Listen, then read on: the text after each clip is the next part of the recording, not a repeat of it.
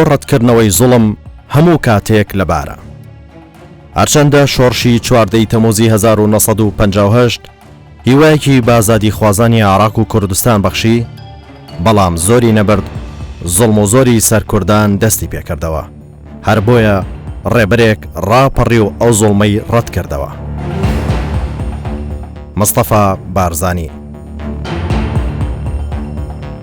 هەرچەند لە گەمەی نێوان دەوڵەتان و لە هاوکێشە سەختەکانی شەڕی سارد و لە جەبری مێژوو لە عاسیبوون لە ناو جوگرافیایەکی بێمانادا لە هەمووان باشتر حاڵی دەبوو، لە نەبوونی دەریا و بێبەندەری و لە نەبوونی جیرانێکی دۆست و لە بێکەسی و پەناهەندەبوون لە هەمووان باشتر تێدەگەیشت.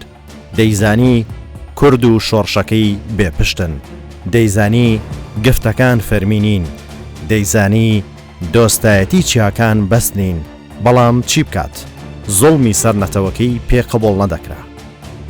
بە پشتبەستن بە خەڵکی کوردستان لە 11 ئەیلولی 1961دا مستەفا بارزانی شۆڕشێکی کوردستانی جەماوەری بەرپا کرد و بە هەمووانی گوت ئەو بۆ مەرگ دەچێت، چێ ئامادەی مەرگە بابێت.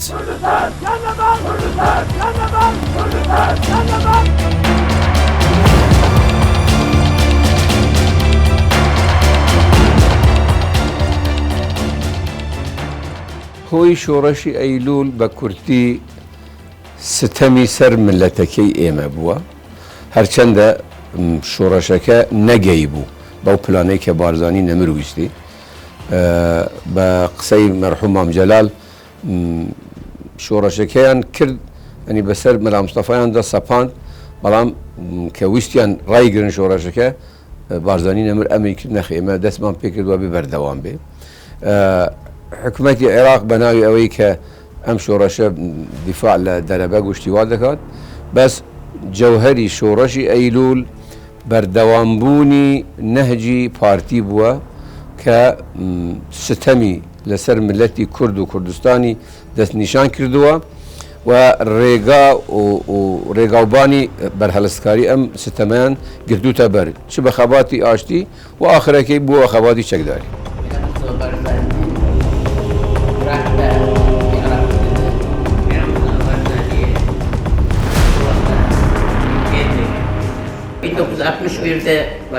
ئیلۆنا 1961 دەست پێ کرد بوو، لێ ساڵە 1963 jî باوەیەکە بەرفرەه دۆم dikir. Kurdên wê navçeyê baweyeke veşartî gelek alîkarî gihandin Barzanî. Xwe dişandin, şeker dişandin, gore dişandin, sotemenî şandin. Alîkariyek wiha hebû.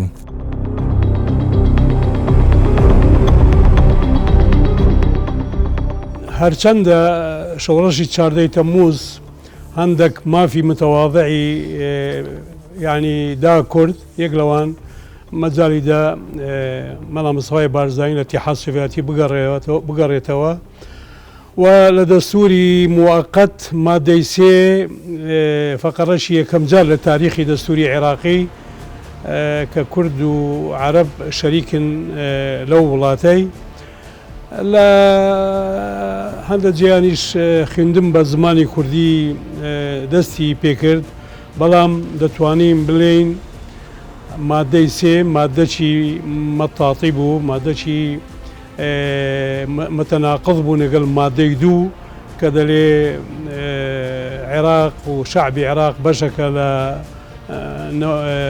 ئومەی عەرەبی.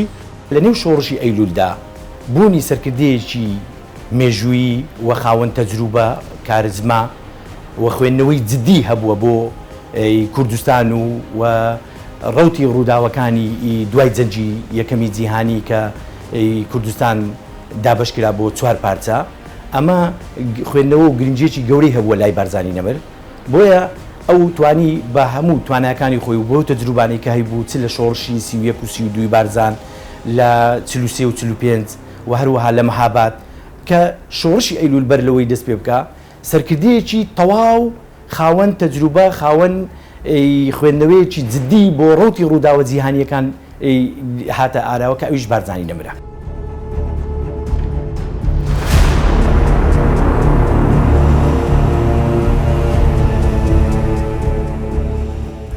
زاخو بي همي كسي رابين حكمتها فيري قلت القايم مقام معاون الشرطة معاون المركز همي قلت وسوينا كرت أخذت منطقة زاخو حقيقة مش أخذت منطقة زاخو مثلا عند شخص تنا يعني هو بيشنك بين فين يوفقوا قبيلات فين يوفقوا بيشتن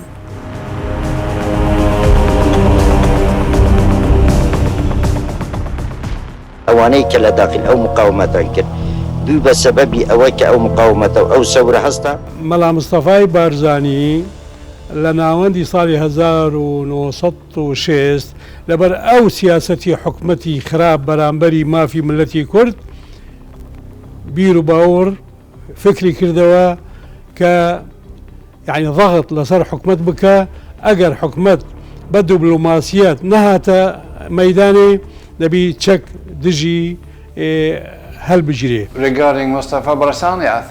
لەبارەی مستەفا بارزانیەوە پێم وایە ئەرکێکی قورسی لەسەرشان بوو، ڕۆڵێکی مەزنیشی هەبوو.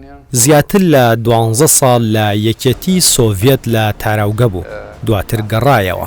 پێم وایە کارێکی زۆر باشی کردووە، چونکە ئەگەر ئەو نەبوایە ئەو کوردستانی ئێستا هەیە بوونی نەدەبوو. من پێم وایە هەبوونی نەوت لە کوردستان هۆکاری ئەوەیە تا ئێستا کورد دەوڵەتێکی سربەخۆی نییە. بەو هۆیەوە نە عێراق، نە تورکیا، نە سووریا و نە ئێران ڕێگە نادەن کورد دەوڵەتی سربەخۆی خۆی هەبێت. بارزانی بەغدای بەجێهێشت لە ناوەندی مانجی 3 ساڵ 1961 و ئەلێرە دەست پێکرا بۆ شۆڕەشەکی کوردی دەست پێکە. دلیلمان چییە؟ یەکەم ئەوامر یان شیرەتکار و تعلیمات گەیشتە هەموو تەنظیماتی حزب کە سیلاح بکڕن و سیلاح لە سووریا و لە ڕۆژ هەڵاتی ڕۆژ ئاوای دیجلە هەموو سیلاحیان دەکری و داهینا. شۆڕەشی ئەیلول ڕێبەرێکی نەتەوەی هەبوو، واقع بینانەش بوو. من ناڵێم ئێمە شۆڕەشی ئەیلول ئایدیال بوو، میسالی بوو بە پێ نەزەریاتی سەورات و نەزەریاتی عالەمی، بەڵام لە واقعی خۆیدا پرۆژەکانی بە قۆناغ گرتبوو لە لامەرکەزیەتەوە و پاشان بۆ بەیانی 29 حوزەیران لە ساڵی 1966 و پاشان بۆ ئۆتۆنۆمی. واقعی کوردستان لێبەر چاوگرت بوو، بەڵام لە جەوهەردا شۆڕەشی کوردستان و کورد بە تەنیا نەبوو، شۆڕەشی عێراقی بوو، چوو دروستمی ئێمە دیموقراتیەت بۆ عێراق و ئۆتۆنۆمی بۆ کوردستان. شۆڕش خەکی زاخۆ بەری هەمی کەسی کرد پشتی هەنگێ بەجا شۆڕشی دەست پێ کرد. بەجا کووردا هەر گەلیتە هەمی گرتن، گەلیە زاخۆ گرتن، گەلیە دۆهۆکێ گرتن، گەلیە باشفرێ گرتن. پێ بە هەرەوژە گەلیە باشفرێ گرتن ئەم نزیکی هەشتێ زابن 100 زابطاوی. ئەوە زابطا هەمیە بین عامرت پێشمەرگەی بەگەشت سەرلەقیە، عامر بەتالیۆنیە، عامر هێزیە، عامر هێزیە، هەمی جەبها بین، هەمیە قیادا پێشمەرگەی کرد.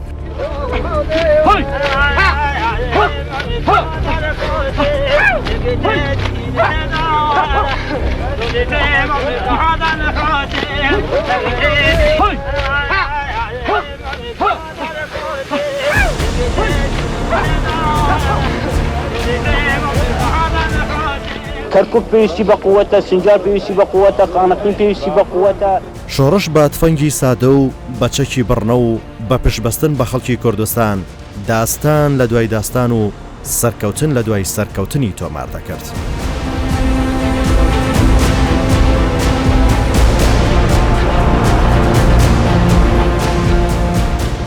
شۆڕەشی ئەیلول بە دیدی بەندە لە چدا سەرکەوتو بوو؟ ملەتی کورد کوردستانیەکانی کردی یەک لە بن ڕێنەمایی یەک حزبدا، لە بن سەرکردایەتی یەک سەرکردەدا، ئەویش بارزانی نەمر بوو. لە زاخۆوە تا خانقین بە یەک پەیام هەڵدەستا، بە یەک پەیام دادەنیشت. ئەمە هیچ وەختێک تیکرار نەبووە. دا لە شۆڕەشی ئێمەی تازە شۆڕەشی گوڵانی ئەمە نەبووە ئەمە یەک ئی دووەم شۆڕەشی ئەیلول بە ڕێبەرەتی بارزانی نەمر گەورەترین دەستکەوتی نەتەوەی لە دوای جمهوریەتی کوردستان لە مەهاباد و مەملەکەتی شێخ مەحموودی نەمر ئۆتۆنۆمی بۆ کوردستان بوو یەکەم جارە لە وڵاتێکی عەرەبی کە کورد تێدا دەژی و ئەمە بووە بە مێژووەک و بۆ جاری یەکەمە وڵاتێک ئەندام بێ لە جامیعەی دەوڵەی عەرەبی ئەندام بێ لە ئەمەمی متحیدە بە شێوەیەکی ڕسمی دان بە ڕێککەوتنێکی مابینی دوولا یەکێک شۆڕەشی کورد بە ڕێبەرەتی بارزانی یەکێک حکوومەتی عێراق بە ڕێبەرەتی حزبی بەعس کە ئۆتۆنۆمیەک ئیمزا بکەن و مافی کورد و کوردستان لەو ئۆتۆنۆمیادا ئەگەر دیقەتیش بکەن ئۆتۆنۆمی بۆ کوردستانە نەبۆ کووردە و بەدی دێمە ئەمە دەستکەوتێکی گەورە بوو ملحمة هندرين شەڕی هێندرێن ناونرا داستانی هەندرێن چونکە پێشمەرگە بەهێزێکی بچووکەوە سوپایەکی بە تەواوەتی لە ناوبرد بە هەموو سەرباز و ئەفسەر و کەلەوپەلە جەنگیەکانیەوە ئەوان بە 12 ڕۆژ سەری چیای هەندرێنیان گرت ئێمە بە 2 سەعات دەرمان کردن ئەوە بوو دوای ئەو سەرکەوتنا حکوومەتی بەغدا داوای گفتوگۆی لە خوالی خۆشببوو بارزانی و سەرکردایەتی شۆڕش کرد ئەس ساڵا 1963 سەرباز بووم لە شەمزینانە جۆلەمەرگێ وێ دەمێ تێکۆشینە ماڵە موستەفا بەرزانی هەبوو ئەم لەسەر سینۆر بوون ژەخوا دەما تێکۆشینە دەست پێ کردبوو ترکیە یەکینەین خۆیان سینۆر بەهێز کردبوون ji Bitlisê Mûşê Erdîşê yekîneyên piyade şandibûn ser sînor ez lêwaya Bitlisê bûm li wir serbaz bûm havîna 1963 ez li Şemzînanê mam wê demê derbarê Kurdan da zêde zanyariyên min nebûn têgihiştina min ne zêde bû lê têkoşîn dihat dîtin diyar bû balafirên şerên Iraqê Kurd bombebaran dikirin hin bombe jî diketin vî aliyê sînorê gundên Girîdayê Şemzînanê کۆمەڵێک فاکتەر لە دروستبوونی ئەم شۆڕشە هەبوو فاکتەری زاتی و مۆزوعی بەڵام بارزانی توانی تا ڕادەیەکی زۆر احتیوای هەموو ئەو لەمپەر و ئاستەنگانە بکات تا ڕادەیەکی باش و بۆ ماوەی نزیکەی 15 ساڵ بەردەوامی بۆ شۆڕشە بدا کە ئەو شۆڕشە لە هەندێک کاتدا لە حاڵەتی دانوستان بوو لە هەندێک حاڵەتدا لە ئاشتیدا بوو لە 70 تا 74 بەڵام هەردەم لە حاڵەتی شۆڕش جێڕیدا بوو لە گۆڕانکاریدا بوو بارزاني بخبرته بارزانی بە ئەزمون و توانەکانی و پەیوەندیەکانی لە ماوەیەکی دیاریکراودا تەواوی گەلی کوردستانی بوژاندەوە تێکۆشەرانی کورد لێی کۆبوونەوە هێزێکی پێشمەرگەی وای لێ دروستکردن کە توانی بەرگری لە خەڵکی کوردستان بکات لە سەرەتاوە لە بادینان هێزی تۆکمەی پێشمەرگەی پێکێنا کە بۆ بەرگری لە کوردستان شەڕی پاڵەوانانەیان کرد بۆ نمونە شەڕی زاوێتە لەوێ یەک فەوجی سوپا لە ناو برا دوای بادینان بارزانی ڕووی لە ناوچەکانی سۆران کرد و توانی تا پێنجوێم بچێت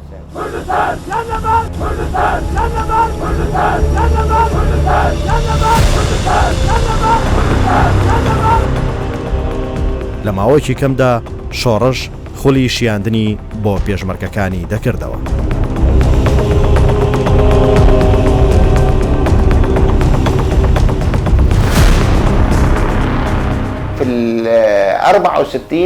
ساڵی 1964 ماوەی مانگێک خولێکی سەربازیم بۆ پێشمەرگەکانی شۆڕش کردەوە. پێشمەرگەکانی حیزبی کۆمۆنیستیش بەشدار بوون.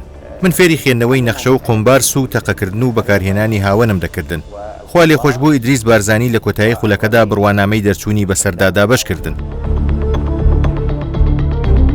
لە مەنتیقەی چوارتاوە ڕۆشتین ئەو فترەیە شەڕەکە زوا بوو عێراق هجوومێکی گەورەی ئەکرد تێگەی بۆ سەر قیادەی ئێمە بەرەحمەت بێ مەلا مستەفا و کۆمەڵە قیادەی ئێمە تێگەی لەوێ بوون ئێمە کە ڕۆشتین بوو ئەوێ یەکسەر چوینە جەبهەی زۆزکەوە لەوێ ماینەوە ئێمە لە گەڵاڵەوە لێمە لە چوارتاوە چوین بۆ گەڵاڵە کە موعدی شۆڕشی 11 نۆ نەبوو یعنی مەلا مستەفا تەختیتەکی دووری و درێژی دانابوو دەیویست هەموو مستەلزەماتی شۆڕش جێبەجێ بکرێ هەموو احتیاطاتان وەرگری ئەوجە شۆڕش دەست پێکە بەڵام بەداخەوە مەکتەبی سیاسی و هەندێک ئەندامانی مەکتەبی سیاسی و لەژنەی مرکزی و لەگەڵ هەندێک سەرۆک هۆز و عەشێتان عەجەڵەیان کرد.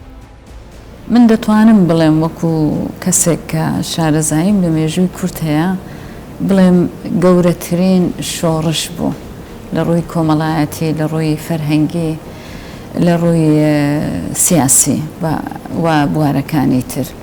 گۆڕانکاریەکی تەواو بەسەر کوردستان داهات. تەنها کەس لەو سەردەمە کە توانی ئەو شۆڕشە ڕابەرایەتی بکات بارزانی بوو. هەلا مستەفا ئەگە فەقیرێک چۆ بە شیوانێک، ئاوانێک، بەلەنگازێک چۆ بەرە مەلا مستەفای ئەگو سوڵتان ڕیدیشتی بە مەلا مستەفا دەڕابەتش پێ بە نەدرونیش هەتا و فەقیر نەروش بەخۆی. بارزاني كان يتدخل حتى في القضايا الصغيرة. بارزانی وێڕای ئەرکە قورسەکانی ئاگاشی لە مەسەلە بچووکەکانیش بوو. ئەو ڕێبەرێکی استراتیژی بوو، سەرکردەیەکی دووربین بوو. کاتێک هاوڵاتیەک دەچوو بۆ لای سکاڵای لە بەرپرسێکی حیزبیە پێشمەرگە دەکرد، بارزانی خۆی دەخالەتی دەکرد و چارەی کێشەکەی دەکرد.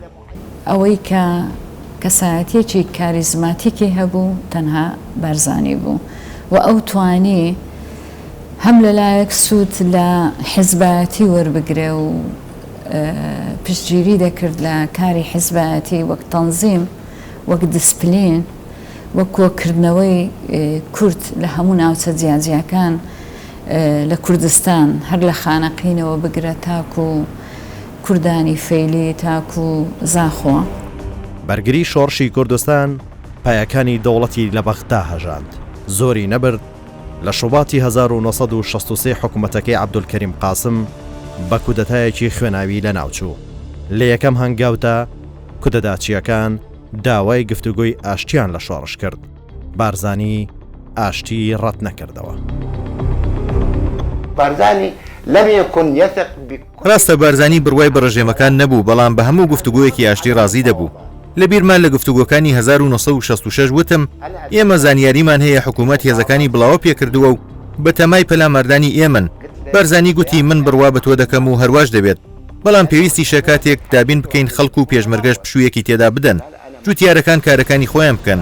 هەر بۆیە دەزانم گفتوگۆکان لەگەڵ بەغدا بەو مافوو ڕێگە و جێگەیەمان ناگەێن کە ئێمە دەمانەوێت. لەبەرەوە من دەڵێم شوێنەکان ئەو کات و ئێستاش و لە داهاتووشدا هەر دوژمنایەتی مافەکانی کورد و هەر نەتەوەیەکی دیکە دەکەن، چونکە ئامانجیان توانەوەی نەتەوەکانی دیکەیە.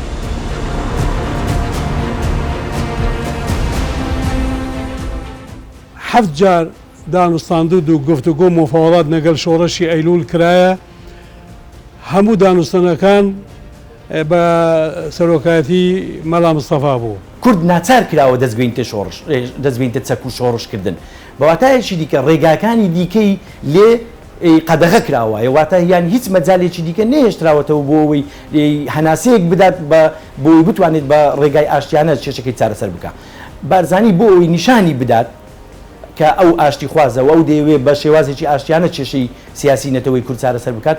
ئەگەر زانی بێتیشی کە ئەمە ڕەنگە فێڵی لە دواوە بێت، بەڵام بە شێوەیەکی کاتیش بوو بێ هەوڵی داوە کە ئەو نامەیە بگەنێت و دەستی ئاشتی ئەوە نکاتەوە، ینی ڕەت نکاتەوە. بە درێژایی شۆڕشی ئەیلول مفاوەزات هەبوو، بارزانی زۆر بڕوای بە مفاوەزات هەبوو، بە سیاسەتی دیپلۆماسی هەبوو، بۆیە بە بەردەوامی لە حانی شۆڕش و شەڕی چەکداریدا بە دائیمی وەفدەکانی عێراق دەهاترە ناو کوردستان و لەگەڵیاندا دەنیشتیان سەرانی حزب لەگەڵیاندا دەنیشتن تاوتوێ مفاوەزاتیان دەکرد.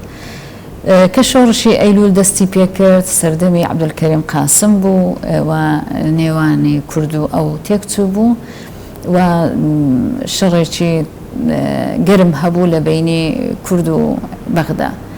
بەڵام لە 1963 کودتای بەعسیەکان ڕوویدا و بۆ ماوەیەکی کاتی شەڕاگیرە دەستیان کرد بە مفاوەزات، بەڵام سەری نەگرت و بەپێچەوانە شەڕ زۆر گەرمتر بوو لەبەرەوەی کە ناسڕیەکان یان ناسیۆنالیستە عەرەبیەکان زۆر بەهێز ببوون لە عێراق و لە وڵاتانی عەرەبی. صراحة أنا خايف على أن اللي تبقيتوه أو غدر الظلمة يعني حكومته كان في نكد أو أديت دليلك عام كأي ملتك ملتك فقير المظلومات جهتك معينين. سەردەمی شەڕی سارد بوو. عێراق یەک لە گرنگترین و وڵاتانی بەرەمهێنی نەوت بوو. ئەو سەردەم کەس گوێی لە کورد نەدەگرت. بلۆکی خۆرئاوا و خۆرهەڵاتیش گەمایان بە چارەنووسی نەتەوە بێدەوڵەتەکان دەکرد. بۆمبی ناپاڵم و فڕۆکەی جەنگی نوێیان بە عێراق دەدا.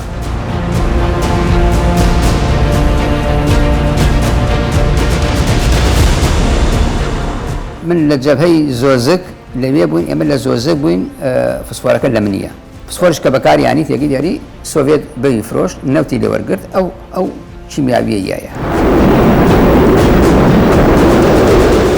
ئێمە بە هیچ جۆرێک معلوماتمان لەسەر فسفۆر نەبوو کە چەند جارێک لە جەبهەکەی من و وەستا بوون ئێمە کەی گرتن ئێمە تێگەی تەڵقەتەنولێک بووە بە عەرزەکە ئەو مناوی هەموو سپێ کردەوە و ڕووناگا کردەوە تێگەیتمان ئەمە دیارە یا بە عەرزەکە بۆی تێگەی بەیانی بێتەوە سەری و منتیقە ڕووناکاتەوە من کە چوومە دەرەوە تێگەی شەقم تێڵاتە خۆنەرەکەم سوتا دوایی دەرکەوت ئەمە فسفۆرە دەست و قاچ و ئەوانە هەمووی سوتاوە و بەر ناپاڵمی فسفۆر کەوتووە بینار بوو مۆی ئەمانە وەزم تەواو نییە واخر ئەوەی نازان بەرەو چۆچیت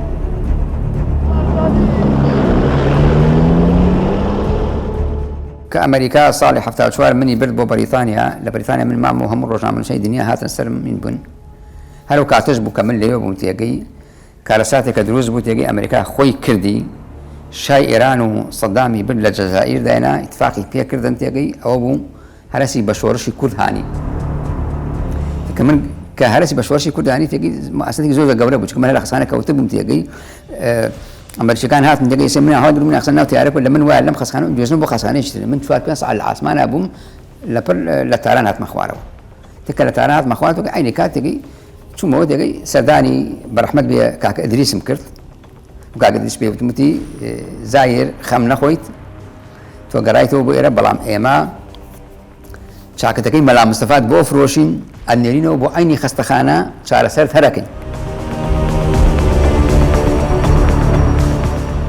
نەیان دەهێشت دەنگی شۆڕش بە هۆڵەکانی UN بکات. دەوڵەتانی دراوسێش لە شۆڕشەکە تۆقی بوون. بەڵام مستەفا بارزانی بڕیاری خۆی دابوو دەبوو ئەو تۆقی زەڵم و گەمارۆیە بشکێنێت.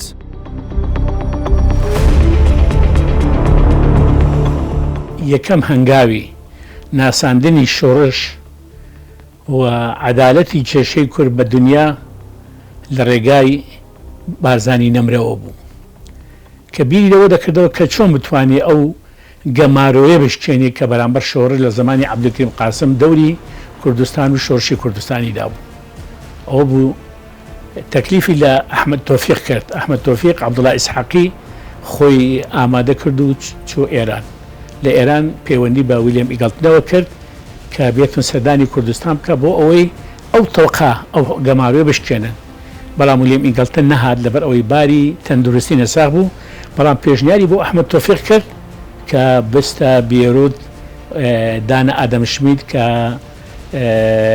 پەیامنێری ڕۆژنامەی نیویۆرک تایمزی بەناوبانگی ئەمریکایە بتوانێت بێنی بە قاچاق چۆ لوبنان لە ئوتێل سان جۆرج دابەزی و پەیوەندی کرد بە تەلەفۆن بە عیسمەت شەریفوانی کە ئەو وەختە سەرۆکی کۆمەڵەی خوێندکارانی کورد بوو لە ئەوروپا و داوای لێکرد کە بێتە بێروت بۆ ئەوەی کە بتوانن پەیوەندی بە ڕۆژنامەنووسانی بیانیەوە بکەن ئەوە بوو عیسمەت شەریف هاتوو پاشەوەی کە پەیوەندی بە ویلیام بە ئادەم شمیت کرد دانا ئادەم شمیت وەکو گوتمان پەیامنێری ڕۆژنامەی نیویۆرک تایمزی ئەمریکی بوو و ماوەی 52 ڕۆژ ماوە لەو ماوەی 52 ڕۆژەکە ماوە بە گەڕانەوەی چەندین ڕاپۆرتی بۆ دوو ڕۆژنامەی هەر بەناوبانگی ئەمریکا نووسی دەربارەی کێشەی کورد یەک لەوانە نیویۆرک تایمز بوو ئەوی دیکە کریستیان ساینس مۆنێتەر بوو کە بڵاوکردنەوەی راپۆرتەکان سەدا و دەنگ و باسێکی گەورەی لێ پیا بوو کە شۆڕشێکەیە شۆڕشەکە لە وەکو پێی دەڕێن لە چیایەکانی سەروی عێراق بە ناوی کوردستانەوە و پارتی دموکراتی کوردستان سەرۆکەکەی مستەفا بارزانی سەرکردایەتی ئەو شۆڕشە دەکەن بارزانی لە دیقەتی زۆر گرنگ بوو لە دەستنیشانکردنی ئەو خەڵکانی کە بتوانن نوێنەرایەتی شۆڕشی کوردستان بکەن لە دەرەوە زمانزان بن دیبلۆمات بن توانای ئەوەیان هەبێ کە لە نێوەندە نێو دەوڵەتیەکاندا نوێنەرایەتی شۆڕشی کوردستان و نەتەوەی کورد و خودی جەنابی بارزانیش بکەن بۆیە یەکێک لەوانە کامەران بەدرخانە و عسمەت شەریفوان لیە ئەمانە ئەم ڕۆڵیان گرتە دەست و لە پاش ئەوانیشدا ینی لە تەک ئەوانیشدا کۆمەڵە خەڵکێکی زۆر بتوانە هاوکاری و هەماهەنگی گەوریان دەکرد لەگەر ئەماندا بارزانی ئەو شوێنانی کە پێویست بوو نامەی بۆ ئاراستە دەکردن لە ڕێگەی ئەو نوێنەرانەوە بۆ نمونە لە ساڵی 66 دیگۆل کە سەرۆکی فەڕەنسا بوو لەو کاتەدا پەیوەندیەکی بەتینی هەبوو لەگە حکوومەتی عراقی لە پێدانی چەک و ئەسلیحە بارزانی نامەیەک ئاراستی دیگۆل دەکا کە ئێوە باسی مافی مرۆڤ دەکەن لە کاتێکدا چەک و ئەسلیحە دەفرۆشتنە ڕژێمێک کە ئەم چەک و ئەسلیحانە بەسەر نەتەوەیەک و ملەتێک و ژن و منداڵ و پیر و پەکەوتە دەبارێنی ساڵە 1962 خەبات هەبوو ئەس 63 لەوێ دەرێ بووم لێ پێشمەرگە ساڵە 1962 لە ناوچەیە بوو وێ دەمێ دەولەتە ترکیە وێنەی مەڵا مستەفا بارزانی بەلاوکرد بوو دگوتن ئەشقیا فەرماندا بوو لکو دەرێ ببینن دەستە سەر بکەن وێنەین مەڵا مستەفا لەسەر عەشیرە ناوچەی بەلاوکرد بوون ji bo girtina wî xelat danî bûn digotin we li ku derê dît desteser bikin li gor wê demê pareyek zêde bo desteserkirina wî wek xelat danî bûn wê demê derbarê Kurdan da têgêştina min zêde nebû lê min xwe radestî îdeolojiya resmî jî nekiribû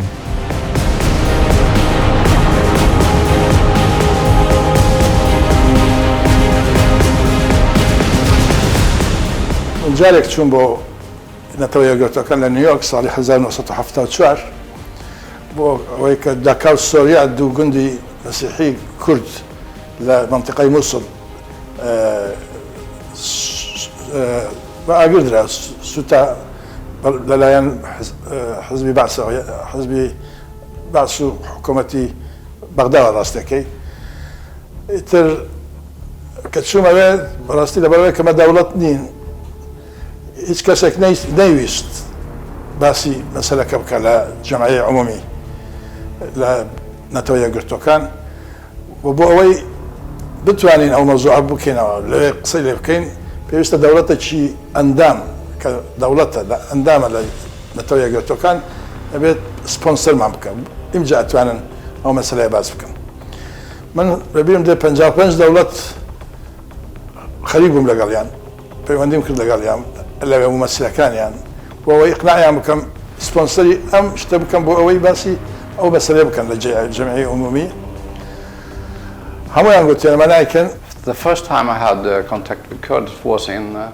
یەکەم جار کە پەیوەندیم لەگەڵ خەڵکی کورد پەیدا کرد ساڵی 1972 بۆ 1973 بوو قوتابی بووم و چەند قوتابیەکی کوردم ناسی ئەوان باسی دۆخی کوردستانیان بۆ کردم ساڵی 1975 کە خوێندنم تەواو کرد لە بەشی فۆتۆگرافی چوون بۆ بەشە کوردیەکەی تورکیا بەڕاستی ئەزمونێکی خۆش نەبوو ئەوە جاری یەکەم بوو ئەو کات ڕۆژنامەوانەکان زۆر راپۆرتیان لەبارەی کوردەوە بڵاو دەکردەوە پێم وایە خەڵکی سوید و ئەوروپا بەگشتی کاتێک بە دۆخی کوردیان زانی کە تێگەیشتن حکوومەتەکانی تورکیا عێراق سووریا و ئێران زۆر بە خراپی لەگەڵ کورد مامەڵە دەکەن ئیتر لەو کاتەوە خەڵکی داوایان دەکرد حکوومەت دەستێوەردان بکات و هاوکاری کورد بکات سەرکردایەتی شۆڕش پێویستی بۆ مساعداتانە هەبوو لەبەرەوەی کوردستان هیچ ڕێگای ئاوی نەبوو ڕێگای ئازادی بەسەردا نەبوو شوێنێکی زۆر داخراو بوو کەس کوردی نەدەناسێ و میلەتێکی داگیرکرا و کەوتووە ناو دەمی کۆمەڵێک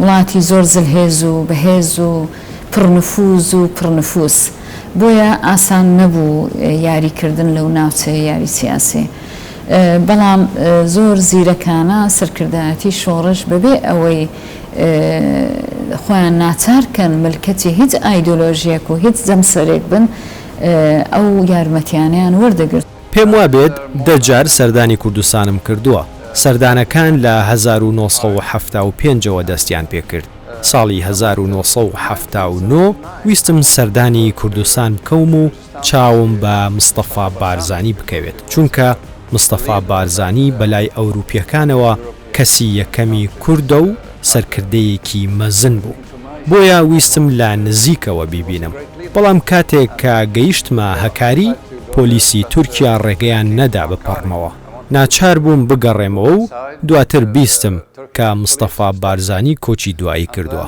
هەمان ئەو ساڵی کە من ویستم چاوم پێی بکەوێت.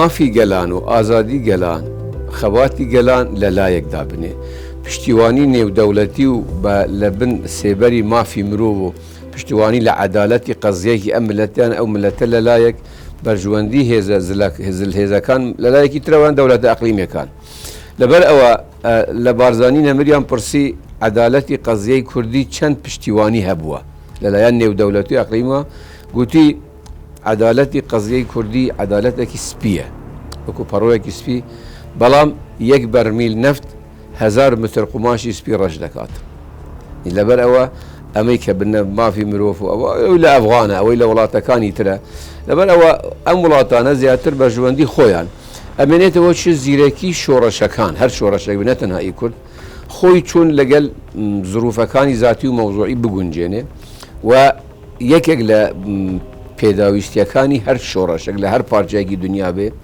یەک دیراسەتی علاقاتی ئەقلیمی و تەزارب و یان تەناسوخی مەساڵحی ئەم دەوڵەتە ئەقلیمیەکان کە هاو مەرزن لەگەل ئەم شۆڕەشەی ئەم ملەتە ئی دووەم لە پەیوەندی نێودەوڵەتیەکان بخوێنن بەرژوەندی ئەم دەوڵەتانە لەکوێیە لە ناوبردننی ئەوە یان لەمانەوەی ئەوە ئەوسا شۆڕەشەکە ئەتوانێت بەردەوامی بە خۆی بداتەوە یانیش ئەبێتە قوربانی بەرژەوەندیەکانی دەوڵەتی ئەقلیمی ئەوەی ئێمە بووە بە قوربانی بەرژەوەندیەکانی دەوڵەتەکانی زلهێز ئی دووەمیش ڕژێمی عێراقی گۆڕ بە گۆڕ هەڵایەکی ئیستراتیژیان کرد خیانەتێکی نیشتیمانیان کرد کە قەزیەکی نێوخۆیی چارەسەر کراو بە قانونی حکمی ذاتی خاکی خۆیدا بە ئیران و شۆڕەشی ملەتی خۆی لە ناو بردەوە بە ئیتفاقی جەزایر پاشان سەمەنەکەیش خۆیدا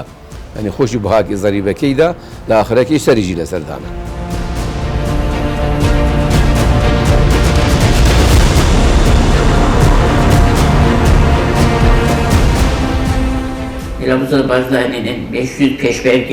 Vegera Mala Mustafa Barzanî tevî 500 pêşmergeyan di dîroka Kurd û Rojhilata Navarasta destpêka serdemeke nû ye. Ev pir giring e. Tenê bandor li Kurdistanê nekiriye. Bandor li hemû Rojhilata navîn kiriye. Taybet bandoreke pir mezin li Tirkiye kiriye. Di bingeha hemû derbeyên serbaziyên Tirkiyeyê pirsa Kurd heye. Armanca wan derbeyan kêmkirina bandora şoreşa Mala Mustafa ye. Astenkirina bandora wê li Bakurê Kurdistanê ye. Derbeyê 27 Gulanê 1906, 12 Adarê 1971, 12 İlonê 1908 û heta 28 Sibatê 1997. Di bingeha hemû derbeyan de destkeftin Mala Mustafa Barzanî yên li Iraqê hene ku nexwestin bandor li Bakur bike. Ji bo vê ev derbe hatin encamdan.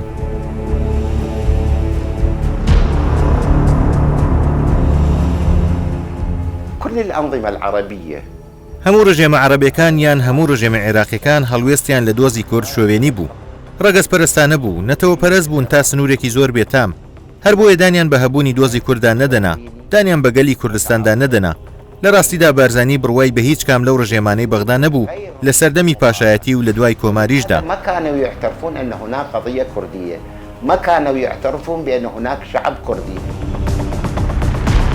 بەداخەوە ئێران لەبەر زۆر فاکتەر بەردەوام دەستی لە کاروباری شۆڕشی ئەیلول وەردەدا. فاکتەرەکان زۆر جیاواز بوون. لەلایەک سەردەمی شەڕی سارد بوو، لوتکەی شەڕی سارد بوو شێستەکان. و حساسیتێکی یەکجار زۆر لە بینی بلۆکی شەرق و غەرب هەبوو. ئێران سەر بە ڕۆژئاوا بوو، سەر بە ئەمریکا بوو. لەلایەکی تر بەردەوام یەکێتی سۆڤێت هەوڵی دەدا عێراق بۆ لای خۆی ڕابچێشێ.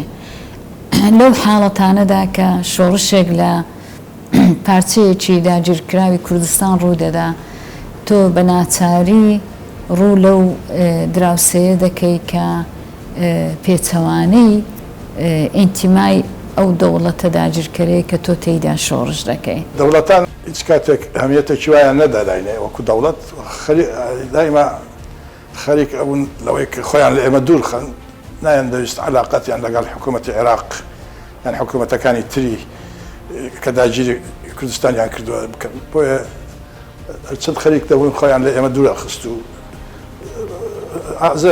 عزریان دەهێنا و شتانە. بەڵام ئێمە ڕێگای منەظەمات و ڕێگای شخصیاتی ناسراوی ئەو وڵاتە خەریکە بووین کە بتوانین فیشار بخەین لەسەر حکوومەتەکە. و جەمال عەبدولناسر یەکەمین سەرکردەی عەرەب بوو کە توانی پردێک لە نێوانی خۆی و شۆڕشی کوردستان دروست بکات. ئەویش بەچی پێشینەیەکی هەبوو، پێشینەکەش ئەو بوو بەشی کوردی ئێزگەی قاهرە کە لە ساڵی 1957 تا ساڵی 1968 بەردەوام بوو لە ژێر فشاری زعەما عەرەبەکان تورکەکان ئەو ئیزاء ڕاوەستا.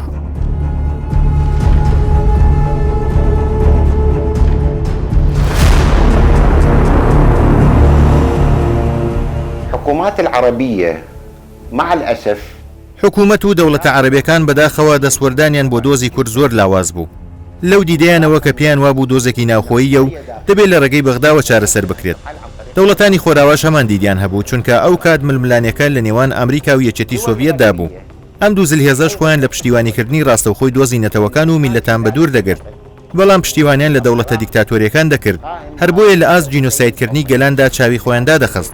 شۆڕشی کوردستان هەوڵی دەدا پەیوەندی لەگەڵ دەوڵەتانی عەرەبدا بمەزرێنێت، وەکو میسر و ئوردون و کەنداو. بەڵام ئەو دەوڵەتانە ئەو کات و ئێستاش جدی نەبوون لە دانانی گوشار لەسەر ڕژێمی عێراق تا مافەکانی کورد بسەلمێنێت. شۆڕش بێئومێد نەدەبوو. دەست و پەنجە و کامێرایی چەندین ڕۆژنامەنووسی بەناوبانگی جیهانی گەیاندا ناوچە ڕزگارکراوەکانی کوردستان تا حەقیقەتی جینۆسایدکردنی گەلی کوردستان بەدەستی حکوومەتی عێراق بە جیهان بناسێنن. قۆناغەکانی شۆڕشی ئەیلول لاوەڵەوە زۆر زەحمەت بوو، ڕێگا نەبوو. جەبە قاچاغ ڕۆژنامەوانمان دەنارد. بۆ نمونە دەیڤد ئادەمسن ڕۆژنامەوانی سەندەی تایمسی لەندەن ئەو هاتە ئیستانبول کە تەلەبە بووم لەوێ بە دزی بە ڕێگای یارمەتی کوردەکانی باکوور نردمان بۆ سەر سنوور لەوێش تێپەڕیان چوونە تێپەڕی چووە کوردستان. لەوێش کوردستانی دی و جەنابی مەلا مستەفای دی و مقابلەیەکی کرد وەکە هەتاوەش زۆر مەقالێکی زۆر مەشهوری نووسی لە سەندەی تایمس. دوایە لۆرد کلبراکن هەبوو، ئەویشمان بە عینی شەکل نارد. ڕۆژنامەوانەکان دایما بە دزی ئەچوون لەو مەرحەلەیە کە ئێمە لە ئەستەمبول بووین. بەڵام پاشان کە هاتمە ئەوروپا ئیتر ڕێگای سووریا هەبوو، لە ڕێگای سووریا دەمان ناردن. لە ئەوروپا بەتایبەتی لە فەڕەنسا لە ساڵی 66 نزیکەی 3 قوتابی فەڕەنسی هاتن لەوەی تێزی دکتۆرایەکەیان لە کوردستان تەواو بکەن. ئەمانە کە چوونەوە لە ڕۆژنامە نێودەوڵەتیەکان لە تێزی دکتۆرایەکەیان وێنای شۆڕشی کوردستانیان بە دەرەوە ناسان.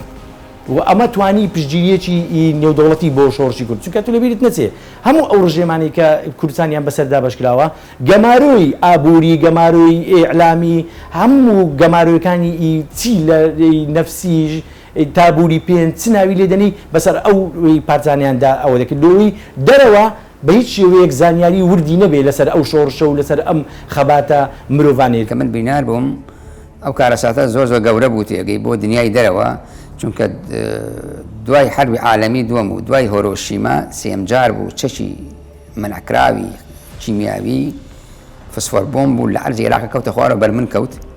هەرەو کاتەش و ئەمریکا منی هەڵگرت، منی برد و لە ئەوروپا منی دانا پیشانی هەموو دنیاییدا هەموو جەرائیدی دنیا ڕۆژانە لەگەڵ منابوون و هەموو شوێنەکانی بەریتانیا وڵاتانی ئەوروپا و ئیتر هەموو شتان ئەنووسیتیەکەی کە ئەمە سەدام چی لە میلەتی خۆی کردووە یعنی شتەکەس ینی وای لات ئەو فترەیە زۆر گەورە بوو تێگەی لە دنیا کە باز دەکرا ئەم فسفۆرە کارەساتێکی گەورەی ئەمە چیماویشی گەورەیە تێگەی دوای هۆرۆشیما تێگەی لە عەرزی عێراق تێگەی لە زایریاوە منش لەوێ بووم وتر منش قسەم بۆیانە کرد ئەوەی کە ئەمزانی تێگەی پێمەوتن لە سەرەتاوە سەرکردایەتی پارتی دموکراتی کوردستان و شۆڕش گرنجێکی زۆریان بە بواری ڕاگەیاندندا چونکە ڕاگەیاندن تاکە ڕێگا بوو بۆ ئەوەی کە عەدالەتی کێشەی کورد بە ناو دەرەوە بناسرێ بۆ ئەو مەبەستە جارێ لە پێشەوە لە ناوە هەوڵی ئەوەدرا کە ڕۆژنامەی خەبات کە لە ژمارە 462 ڕاوەستا بوو لە بەغدا لە سەردەمی عەبدولکەریم قاسم بە ژمارە 463 لە شۆڕش لە شاخەوە دەستی پێکردەوە جارێکی دیکە بە هەردوو زمانی کوردی و عەرەبی کە زمان حاڵی پارتی دموکراتی کوردستان و شۆڕشی ئەیلول بوو.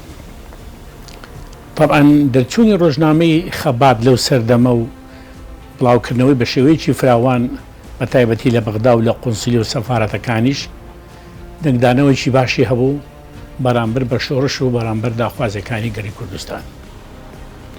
سەرڕای ڕۆژنامەی خەبات هەندێ بڵاوکراوە و گۆڤار و ڕۆژنامەی دیکە لە کاتی شۆڕش دەرچوون هەر لە ساڵی 1960ەوە تاکو ساڵی 1975 لە بەغدا لقی بەغدای یعنی لقی بەغدای لقی یەکی پارتی دموکراتی کوردستان گۆڤار و بڵاوکراویی بڵاو دەکردەوە بە ناوی سەوت کوردستان یان دەنجی کوردستان بە هەردوو زمانی کوردی و عەرەبی کە تێدا دەنگ و باسی شۆڕشی بەبەر فڵاوانی دەنووسی بڵاویان دەکردەوە و تێکۆشەرانی ئەو سەردەمەی پارتی ئەو بڵاوکردنەوەیان دەدا بە کەساتیەکان بە بارەگای حیزبەکان بە کەساتێن نیشتمانیەکان و سیاسیەکان بە قونسول و سەفارەتەکانی بەغدا. شۆڕشی کوردستان دەبوو شەڕی ئەو جۆرە عەقڵیەتەش بکا کە بەغدای بەڕێوە دەبرد و واتە تەماشای نەتەوەی کوردی دەکرد کە دەبێت کۆیلە و بێماف بێت لەگەڵ ئەوەشدا بارزانی هیچ کات نەهێڵا شۆڕشەکە بگۆڕێت بۆ شەڕی تۆڵەکردنەوە لە نێوان کورد و عەرەب.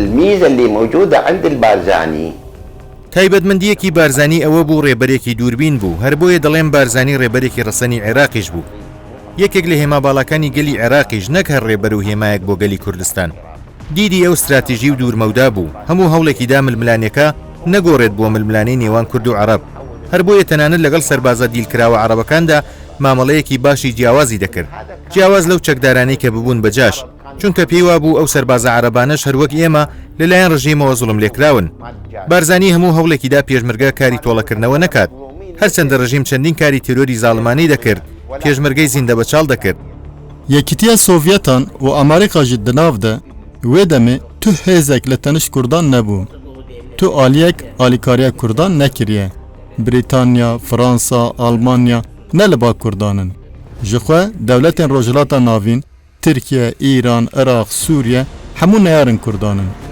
تەکوشنە کوردان دناو خەلەکە نەیاراندا دەبە نەوەک فلیستینێ دۆستن فلیستینە gelekîn 22 dewletên Erebî 57 dewletên Konferansa İslamî alîkarî kirine. Tenê neyarek wan heye ew jî İsraîl e li Misir, Sûriye, Ürdün li pişt Filîstînê ne. Lê piştgiriyek bi vî awayî bo Kurdan nebû. Kurd her tim tenê bûn. ثورة أيلول انخلق جيل جديد. شۆڕشی ئەیلول نەوەیەکی نوێی پەروەردەکرد.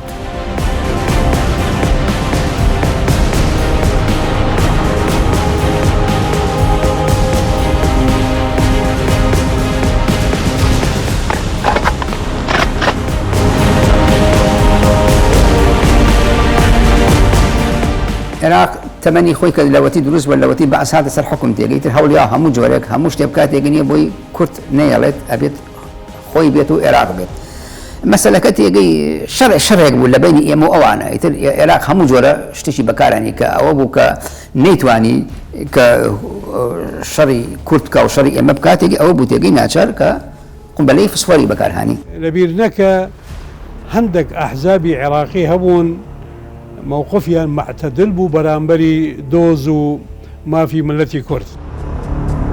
تەنیا هاوکێشە سیاسی و جوگرافی و گەمە نێودوڵەتیەکان دژوار نەبوون، بەڵکو بەرەنگاربوونەوەی پیلانی ناوخۆی و ئیقلیمی لە دژی شۆڕش سەختتر بوو. لە قۆناغێکدا بەرەیەکی نوێیان لە ناوخۆدا بۆ شۆڕشی کوردستان کردەوە کە کاریان گەیاندەدا بەشکردنی شۆڕش و خیانەتکاری دش بە شۆڕشی کوردستان. دەستێکی دەرەگی لەتی کردەوە، بەڵام نێوخۆیش حاضر بوون ئەو دەستە دەرەکە قبول بکەنەوە. ئەمە حقیقەتە شای ئیران وای کردەوە، شای گۆڕ بەگۆڕ. ئەمە یەکێک. ئی دوام بەڵێ بە شێوەیەکی کاتی زیانێکی کاتی بە شۆڕش بە کوردستان گەیاند، ئەویش سەر لێ شێوانی ملەتەکەمون کە تووشی دووبەرەکییان کرد لە ناو حەزبدا. بەس لە دوای شێستوش لە دوای 2 ساڵ قازانجی هەبوو بۆ شۆڕش دووبارە یەکدەست بوو لە بن دەستی ڕێبەرایەتی خۆی و ئەوانەی کە ئەو لەتەکەی تر جێگەیان لەکوێ بوو، جێگەیان لە بەغدا بوو. ملەتی کورد لەگەڵ بارزانی و شۆڕش بوون لە شاخ و لەتەکەی تریش لەگەڵ حکوومەتی عێراق بوون، شەڕی ملەت و شۆڕشی خۆیان دەکردەوە. القيادة الكردية كان بها نوع من التعثر. سەرکردایەتی کوردستانیش تووشی جۆرێک هەڵەنگوتن بوو، بە تایبەتی پاژەوەی مەکتەبی سیاسی پارتی دیموکراتی کوردستان بە جۆرێک ئەوان لەو ناوچانەی تێیدا بوون ئاراستەیەکی جیاوازیان گرتە بەر بە پێچەوانەی دیدی بارزانی. بەڵام پاش ئەوەی بارزانی هەموو ناوچەکانی کوردستانی کۆنتترۆل کرد بە سلێمانیشەوە، ئیتر ڕەوشەکە بە ئاقاری ڕاستدا ڕۆیشتەوە. قسمێک لە قیادەی کوردی نەچمانە لای دژمن و شۆڕشیان بەجێ نەهێشتبە و محاربەی شۆڕشیان نەکردەوە، مەلا مستەفایان نەکردبە، ممکنە زیاتر دەوامی دەکرد. ئەو دوو بەرەچەیە کە لە شۆڕشەکە بوو زەربەیەکی زۆر گەورەیدا لە حەرەکەی کوردی، ئەو دەبێت لەبیر نەکرێت. ئێمە باسی نفوزی ئێران دەکەین لەسەر بزوتنەوەی ڕزگاری خوازی کورد لە 61 تا 75 کە ئەو ناکۆچیە هەبوو، ئەو نەخوێندنەوە هەبوو، ئەو لێک تێنەگەیشتنە هەبوو. ئەوە بۆ دەرفەتێک بۆ ئێران کە بەردەوام خوێندنەوەی ڕەوشی کوردستانی دەکرد، ئەو دەهات ئەو جیاوازیانەی دەکرد بە ناکۆچی و ڕق و دوردۆنگی و شک و گومان لە نێوانیان. ئەلا مستەفای گوت کاکی خۆم ببینن وێرەهێنێت هاتنە نەچن وێرە ببینن هەرن خەراتیزێ هەرن ڕانیە بە نێزی کرد هەرن بێتواتێ هەرن هەمیدرا موظفة المادة ببينن موظفة معلمة ببينن طلبة ببينن فلاحة كوخة آغا شيخة هش كسك وبفت ببينن بس هذا يمكن اگر مو قلت بتيكي شورش خلاص تمام هرن مالاخو من نقول كسي هرن فا ومن نقول كسي شورش خلاص.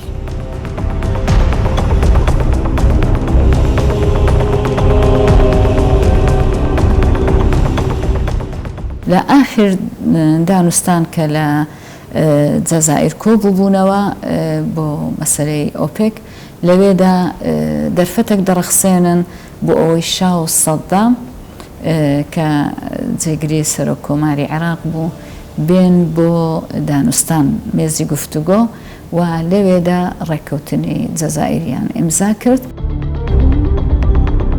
شۆڕشی ئەیلول لانەی هەموو شۆڕژێڕانی عێراقی و کوردستانی و زۆربەی پارچەکانی دیکەی کوردستان بوو. لە دوای 1975شەوە هەر پارت و شۆڕشێکی دیکە کە سەریان هەڵدا هەر لە ناخی شۆڕشی ئەیلولەوە هاتنە دەرەوە.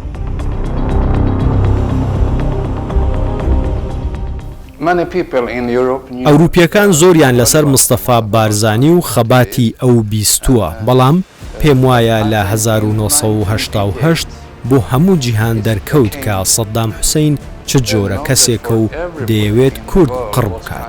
لە کەمپەینەکانی ئەنفالەوە دەستی پێکرد و بە هەزاران کوردی زیندە بەچاڵ کرد. دواتریش ئەنفال گەیشتە هەڵەبجە و هەزاران کەسیش لەوێ بە کیمیاباران لە ناوچوون. دواتر خەڵکی لە ئەوروپا و ئەمریکا زیاتریان لەبارەی کوردەوە زانی. ساڵی 1991 ئەمریکا و بەریتانیا ناوچەی ئارامیان بۆ کورد ڕاگەیان. سەدام حوسەین نەیتوانی دوای ئەوە بردومانی کورد بکاتەوە. پێم وا بێت ئەوە زۆر گرنگ بوو. ئەوەش یەکێک لە دەرەنجامەکانی ئەو کارە باشانەی مستەفا بارزانی بوو کە پێشتر کردبوو. where Saddam Hussein couldn't bomb the Kurds, and that I think was very important. And Mustafa Barzani did a very good job before that. البارزاني مو مناضل فقط من أجل حقوق بارزانی تەنیا لە پێناوی مافەڕەوەکانی گەلی کوردستان تێکۆشانی نەدەکرد، بەڵکو لە پێناوی دیموکراتیبوونی عێراقیشدا خەباتی دەکرد. هەر بۆیە دروشمی دیموکراتی بۆ عێراق و ئۆتۆنۆمی بۆ کوردستان لەو بنەمایانەوە هاتبوون. ئەوەش بەڵگە بوو لەسەرەوەی کە بارزانی چۆن بیری لە گەلی کوردستان دەکردەوە لە هەمان کاتیشدا لە بیری گەلی عێراقیشدا بوو. شۆڕشی ئەیلول پڕی دەرسە ئینسان پێویستە وەریگرێبەوەی ئەو غەڵەتانە تەکرار نەبێتەوە. شۆڕش دەورێکی زۆری هەبوو کە ناوی کورد بڵاو کاتەوە، بەڕاستی لە هەموو دنیا ناوی کورد بابزان گەیشتم ستەوای ڤیەتنام و جەزائیر و فەڵەستین وەکو زیاتریش. بارزانی کەسێک بوو زۆر ڕیالیست بوو، میسالی نەبوو و لەگەڵ ئەو واقعا دەیتوانی هەڵکە لەلایەک بایەخی دەدا بە حیزبایەتی و بە پێگەیاندنی کادر و چاودێری ئەو وەزعانەی ناو حیزبی دەکرد، ڕێخستنی ناو حیزبی دەکرد و برەوی پێدەدا.